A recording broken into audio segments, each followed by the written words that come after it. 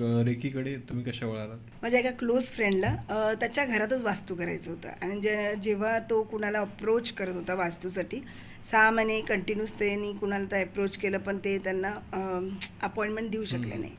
तर suddenly he saw की आमच्या इथे शारदाश्रम स्कूल आहे, शारदाश्रम स्कूल.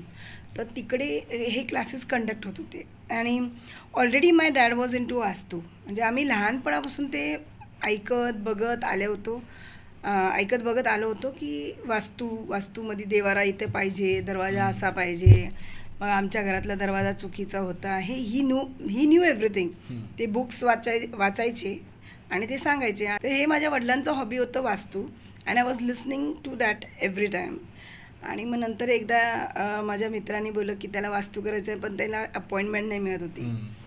तर त्यांनी ते बघितलं and he called me and he said you go to that class. पण तेव्हा त्यांनी हे नाही बोललं की त्याला त्याच्या घरची वास्तू करायची, आर व्हेरी इंट्युटिव्ह अँड तू जा तिथे.